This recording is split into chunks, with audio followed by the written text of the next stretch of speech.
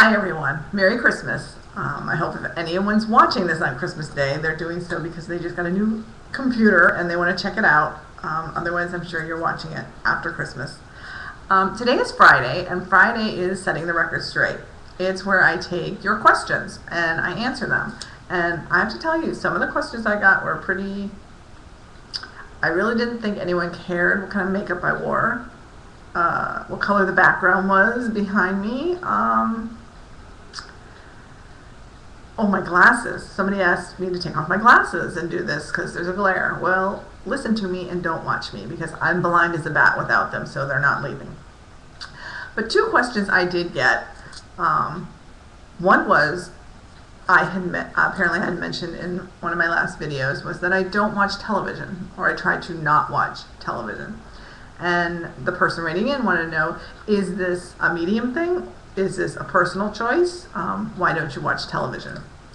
It's not that I just never watch television. I do when I feel I need to, when there's something on I think I can learn from. But as a medium, I am very sensitive to my environment. So if I take in a lot of emotion from other sources, that drains me. So, for example, I'll give you a huge example. I watched the movie Marley and Me, and going along great until the dog dies. Sorry if anyone, hasn't seen it, but it was gut-wrenching at the end. Tore my heart out, and it was just way too much emotion for me, and I was literally unable to function properly as a medium, not as a human being. So the more I limit that emotional drain on me, the more I am able to help my clients. Because I am an empathic healer, that means that I am sensitive to, I feel what that person is going through. And it can be hard. And if I'm feeling everything my clients are feeling, I can't be sitting in front of a television. I do get on the computer, I do check CNN.com, I do, keep up with the world, but I just choose not to sit in front of the television. The second question I got was, how do you manage to stay positive and think about your dreams and your work through this recession? And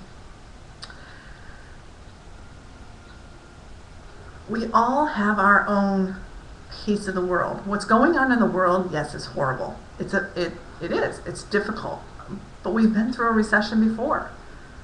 I was a child. It was in the 70s the last time we had a recession. And it was bad. But there are probably 3 times as many people on the planet today as there was then. So the impact is much more significant. However, it should not affect your day-to-day life. Yes, people have gotten laid off. Yes, people lose jobs. But there is work out there for everyone. Sometimes you have to take a lesser paying job. I'll give you an example of someone who felt he got laid off and he felt that he should be paid the same thing wherever he went. Well, that's not going to happen, not in a recession. So do you sit home and collect unemployment where you get hardly anything a week? Unemployment will not pay your bills. It will feed you.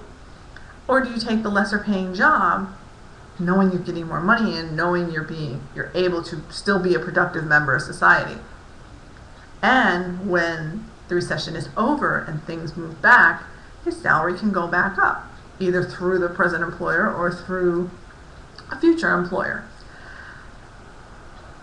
If you just focus during recession on what you need to do, if you start thinking that, oh my God, I have to stay in this job because there are no other jobs out there, you're not going to survive.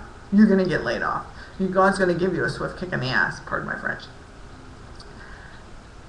And you don't need that. But if you're happy where you are, if you like what you do, stay. Be that productive member.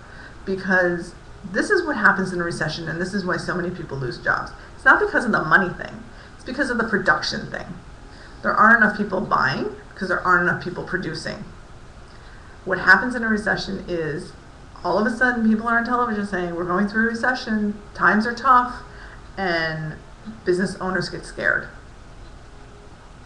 They don't think how they can change their business, how they can modify their business to stay in the game.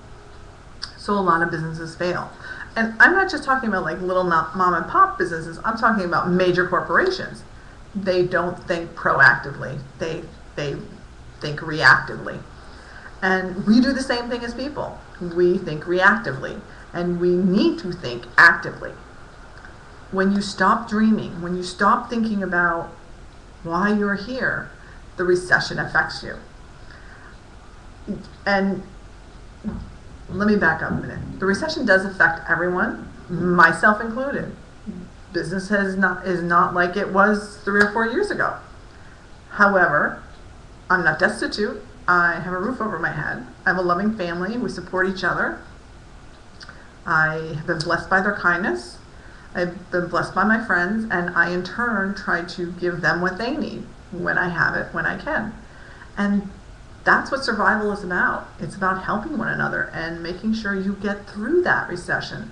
If you focus on the fact that we're in a recession and you start getting depressed, you let that environmental factor rule your life. And the only person in charge of your life is you and God. God knows where you're going, but if you give up, how's he supposed to help you? If you don't have the ambition to keep moving forward, how can he help you? You know, it's worse in some areas of the United States than it is in others. And maybe you need to move to another area. Maybe you need to go all the way across the United States and live in another state and work there. Maybe that's where you're supposed to be. Or maybe you're supposed to just sit tight where you are and keep moving forward a little at a time, so that when the recession dissipates, everything you need will come back to you.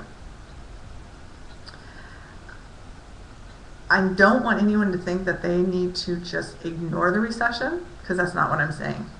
You need to make changes. Everyone needs to make changes. But if you let it control you, then your environment controls you, not your God. And I think that's pretty appropriate for Christmas Day, that we need to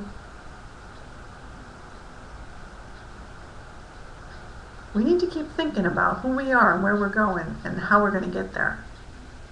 And yeah, it might not happen today or tomorrow, but it might happen next month, might happen next year. But if you stop dreaming, it'll never happen. Merry Christmas.